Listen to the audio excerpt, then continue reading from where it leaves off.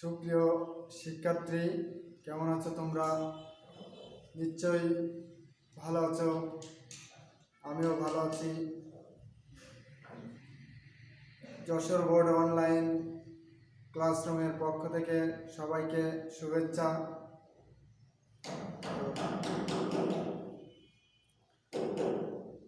আমি অসিত মণ্ডল, সহকারী শিক্ষক, গাবখালী মাধ্যমিক বিদ্যালয়, ফকিরহাট, বাগেরহাট। আমাদের আজকের ক্লাস সপ্তম শ্রেণীর বাংলা প্রথম পত্র শব্দবর্ণা। তো আমি আজ একটা কবিতা নিয়ে তোমাদের সামনে উপস্থিত হয়েছি। কবিতার নাম আমার বাড়ি, লিখেছেন জসিমউদ্দিন। তো দেখো, তোমরা একটু লিখে নাও।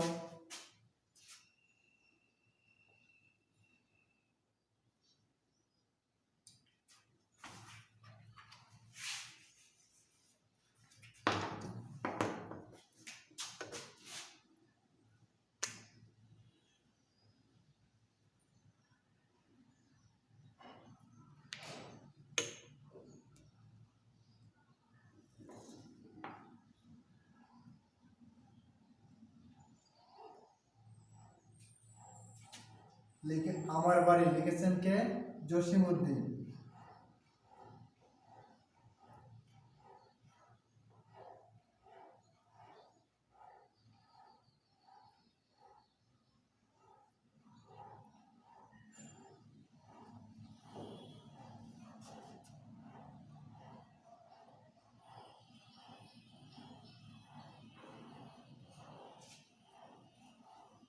তাহলে আমরা জসিমউদ্দিনের জীবনী সম্পর্কে একটু দেখব।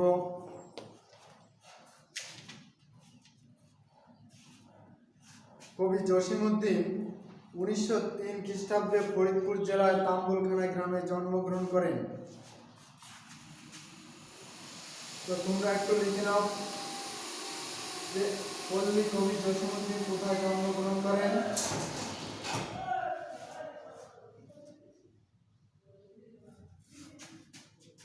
জন্মস্থান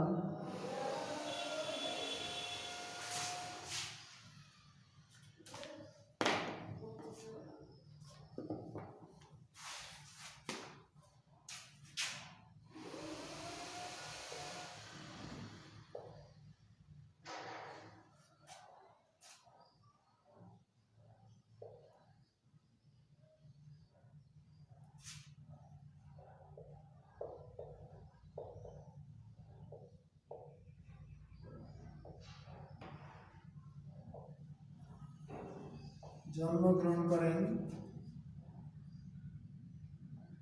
1903 খ্রিস্টাব্দে ফরিদপুর জেলা। তাহলে জন্মগ্রহণ করেন কত সালে? 1903 খ্রিস্টাব্দের ফরিদপুর জেলায় তিনি জন্মগ্রহণ করেন। তাম্বুলখানা নামে একটা গ্রাম আছে, সেইখানে তিনি জন্মগ্রহণ করেন। তার কবিতায় আমরা পল্লীর মানুষ ও প্রকৃতির সহজ সুন্দর রূপটি দেখতে পাই। পল্লীর মাটি ও মানুষের সঙ্গে তার কবি হৃদয় যেন এক হয়ে মিশে আছে।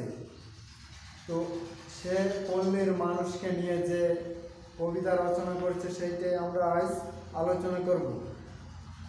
তার উল্লেখযোগ্য কাহিনী কাব্য হচ্ছে নকশিকাঁথার মাঠ, সুজন বাদিয়ার ঘাট। তাহলে তার কাহিনী কাব্য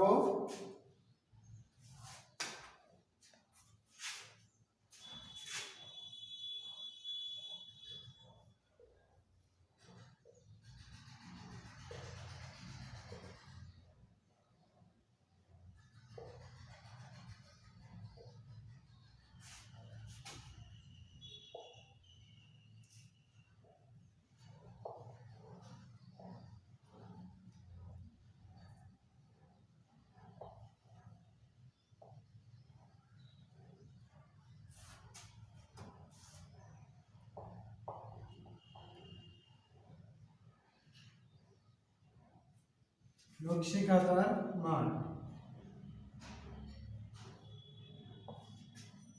সজন বাদিয়ার ঘাট।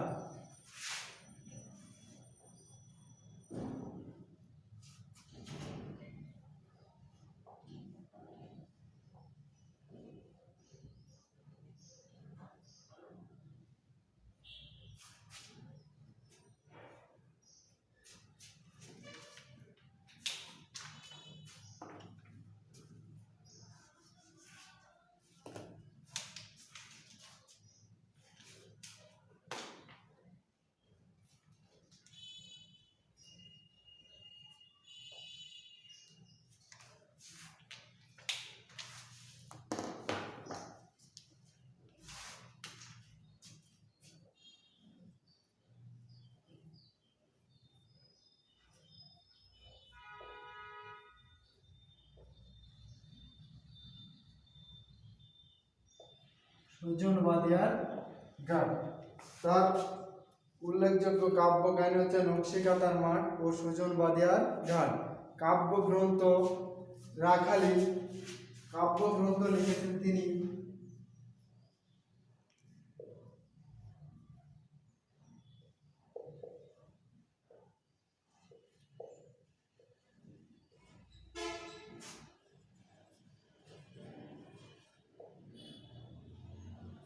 রাখালি, বালুচর,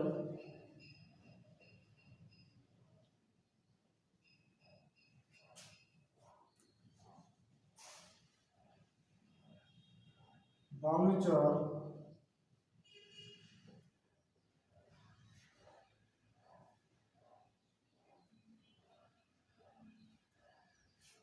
মাটির কান্না,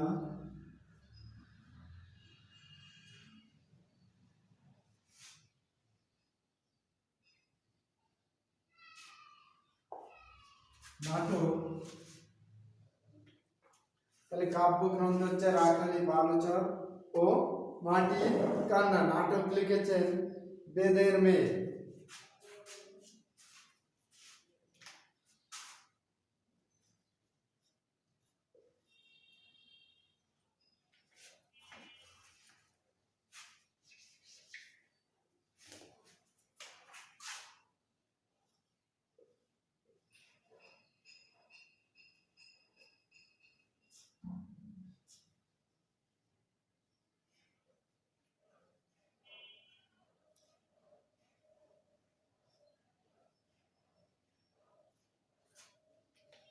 বেদের মেয়ে। তার শিশুতোষ কাব্যগ্রন্থের মধ্যে রয়েছে হাসু, এক পয়সার বাঁশি।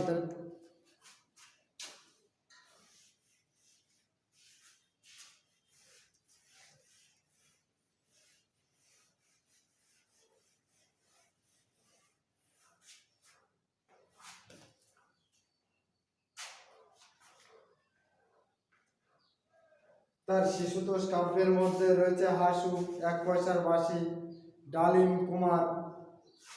কবি 1976 খ্রিস্টাব্দে তিনি ঢাকায় মৃত্যুবরণ করেন। তিনি অসংখ্য কাব্য গ্রন্থ লিখে গেছেন, যার জন্য তিনি আজ পৃথিবীতে অমর হয়ে রয়েছেন। তার একটি কাব্য নিয়ে আমরা আলোচনা করব, যে আমার বাড়ি জসিমউদ্দিনে। আমি তাহলে কাব্যগ্রন্থটি পাঠ করছি, তোমরা মনোযোগ সহকারে শুনবে এবং সেটা লক্ষ্য করবে। আমার বাড়ি যাইও ভোর, বসতে দেব পিড়ি, জলপান যে করতে দেব শালিধানের চিড়ি, শালিধানের চিড়ি দেব বিন্নি ধানের কই, বাড়ির গাছের কবরি কলা গামছা বাঁধা দই, আম কাঁঠালের বনের ধারে শুয়া আঁচল পাতি, গাছের শাখা দুলিয়ে বাতাস করব সারা রাত্রি, চাঁদ মুখে তোর চাঁদের চুমো মাখিয়ে দেব সুখে, তারা ফুলের মালা গাঁথি জড়িয়ে দেব বুকে, গাই দহনের শব্দ শুনি জেগো সকাল বেলা, সারাটা দিন তোমায় লয়ে করব আমি খেলা, আমার বাড়ির ডালিম গাছে ডালিম ফুলের হাসি, কাজলা দিঘির কাজল জলে হাঁসগুলি যায় ভাসি। আমার বাড়ি যাইও ভোর এই বরাবর পথ, মৌরি ফুলের গন্ধ শুকে থামিও তব রথ। কবি তার বন্ধু বা প্রিয়জনকে নিজের বাড়িতে নিমন্ত্রণ দিয়ে অতিথি বা বন্ধু বান্ধব কীভাবে আপ্যায়ন করতে হয় তিনি তার কাব্যের মাধ্যমে তুলে ধরেছেন। তো আমরা কবির এই কাব্য থেকে যে মানুষকে কিভাবে আপ্যায়ন করা যায় প্রকৃতির সান্নিধ্যে এসে, সেটা আমরা আজ শিখলাম। তো তোমরা কিছু শব্দার্থ আছে, যে শব্দার্থগুলো তোমরা হয়তো জানো না, হয়তো লিখে নাও, সেগুলো আমি লিখে দিচ্ছি তোমাদের, তোমরা সেগুলো একটু লিখে নাও।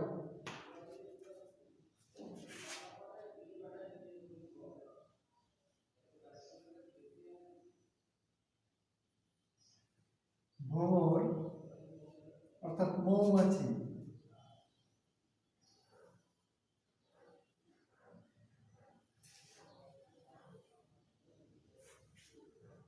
শালিদান।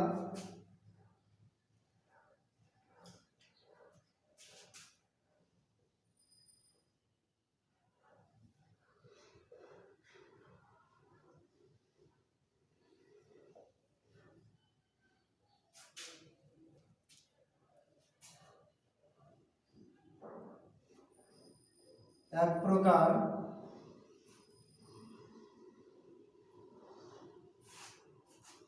আমন ধান।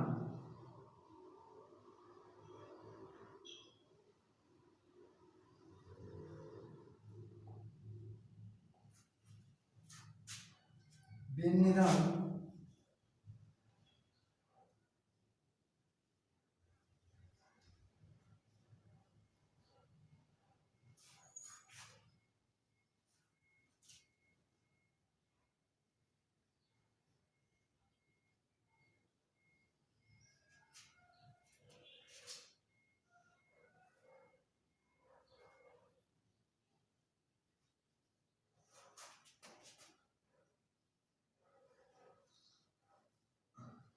আদি ধানের একটি।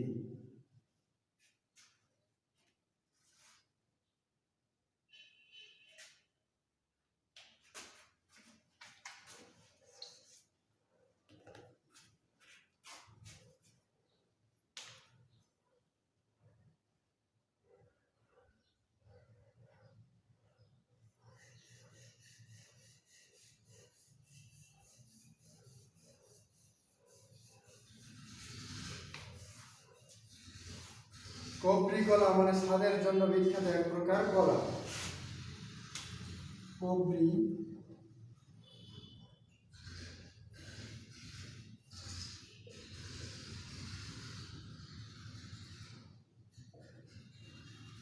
কবরি কলা স্বাদের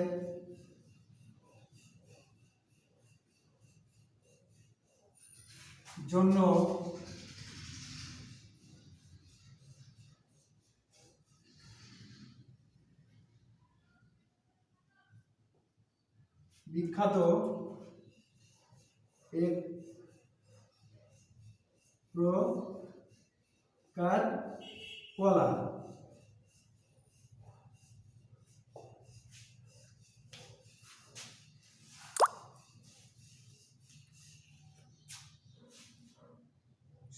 আঁচল পাতি